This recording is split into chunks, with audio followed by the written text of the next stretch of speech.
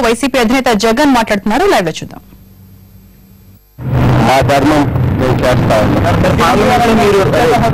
ఈ కాపీలన్నీ కూడా మీ అందరికీ కూడా ప్రెస్ కూడా ఇవ్వడం జరుగుతూ ఉంది.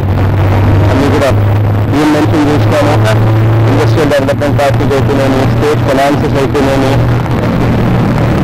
అదే రకంగా డెవలప్మెంట్ ఆఫ్ బ్యాక్వర్డ్ డిస్ట్రిక్ట్స్ అయితేనేమి, పోలవరం ప్రాజెక్ట్ అయితేనేమి, సిఆర్డీఏకి సంబంధించిన అంశాల క్యాపిటల్ సిటీ మీద అంశాల మీద అయితేనేమి, పలు ఇన్స్టిట్యూషన్స్ వాళ్ళు ఏదైతే చెప్పారో ఆ ఇన్స్టిట్యూషన్స్ ఇదే విషయంలో అయితేనేమి, రైల్వేస్కి సంబంధించి కొత్త జోన్ ఏర్పాటు చేయడము, అటువంటి అంశాల మీద అన్నింటి మీద కులంకషంగా డీటెయిల్డ్గా లెక్కలు రాసి ఇవ్వడం జరిగింది. కాపీలు కూడా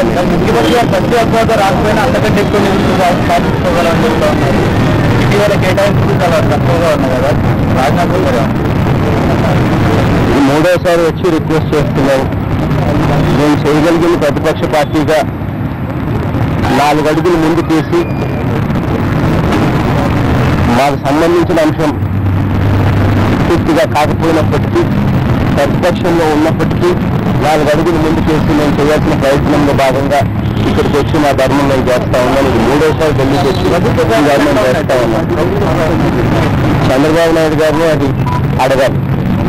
చంద్రబాబు నాయుడు గారు ఆ రోజు దగ్గరుండి చంద్రబాబు నాయుడు గారు, కాంగ్రెస్ పార్టీ, బీజేపీ ముగ్గురు కలిసి ఆ రోజు రాష్ట్రానికి మరియు ఓటేసి విడగొట్టారు. ఎవరు కూడా ఆ రోజు కనీసం 2 రోజులు ఆగి ప్రతి అంశాన్ని యాక్ట్లోకి చేర్చి స్పెషల్ స్టేటస్ అన్నది యాక్ట్లో కూడా చేర్చుకోకుండానే ఆ రోజు రాష్ట్రాన్ని విడగొట్టారు. ఆ రోజే 2 రోజులు ఆగి స్పెషల్ స్టేటస్ అంశాన్ని కూడా యాక్ట్లోకి చేర్చి ఆ తర్వాత రాష్ట్రాన్ని కాస్త కూస్త విడగొట్టిందంటే బహుశా ఇంత దారుణమైన పరిస్థితి కోసం ఉండేది కాదండి. కానీ ఆ రోజు ఎవరు కూడా పట్టించుకోలేదు. మొత్తం చెప్పినా కూడా వినలేదు. ఇదే చంద్రబాబు నాయుడు గారు ఆ రోజు దగ్గరుండి ఓటు వేయించారు. మొట్టమొదటి ఓటు నేనే వేస్తాను అని చెప్పి చేతులెత్తి చూపించారు. చివరికి నేను వరంగల్కి వెళ్ళినప్పుడు కూడా వరంగల్లో కూడా తనకు రాజకీయ ప్రయోజనం చేకూడాలి అన్న ఒకే ఒక దృక్పథంతో అక్కడికి వెళ్ళి రాష్ట్రాన్ని నేనే విడగొట్టామని కూడా చంద్రబాబు నాయుడు గారు చెప్పుకొచ్చారు. ఇలా ఆ రోజు కాంగ్రెస్ పార్టీ, చంద్రబాబు నాయుడు గారు చివరికి బీజేపీ కూడా నేను అనాల్సింది.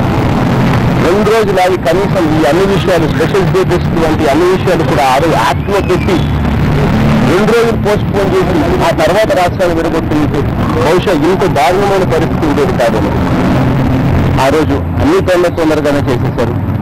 ఈరోజు యాక్ట్లో లేదు కాబట్టి కనీసం కోర్టులకు కూడా పోతే కూడా ఏ మేరకు న్యాయం జరుగుతుందో కూడా అర్థం కాని పరిస్థితులు మనం అంతా కూడా.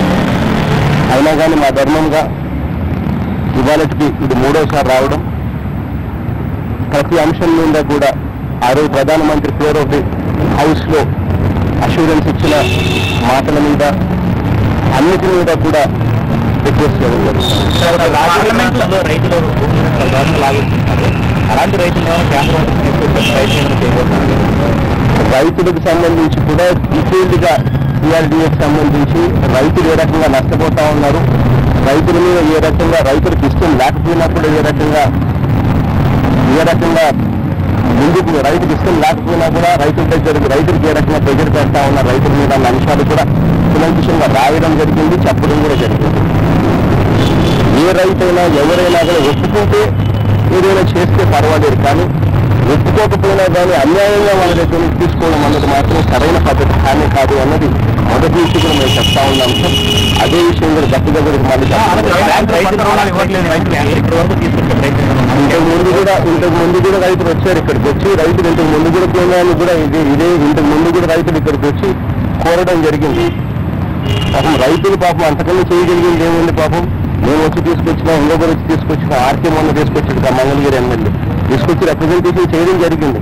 కానీ ఎన్నిసార్లు ఏం చేసినా కూడా మన కర్మ ఏంటి అంటే చర్మం మందంగా ఉన్న ముఖ్యమంత్రి మనకున్నారు.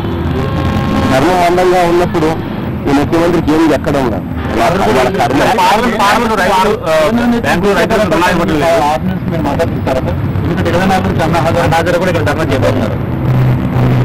మేము మొదటి నుంచి కూడా ఒకటే చెప్తాం, మేము అంశాల వారిగానే మద్దతిస్తాము.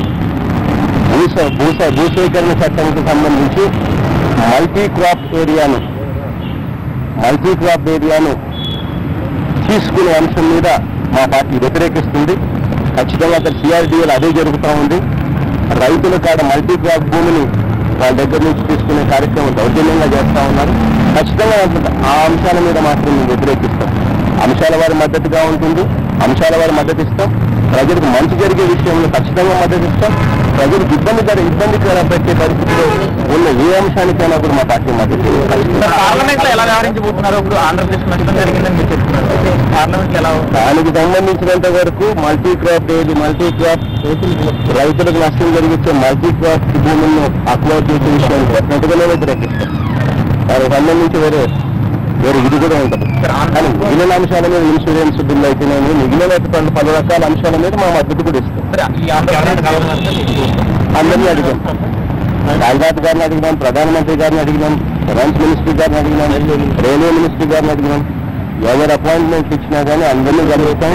ఈ రోజు రేపు 2 రోజులు ఎప్పుడు ఎవరు అపాయింట్మెంట్ ఇచ్చినా అందరినీ కూడా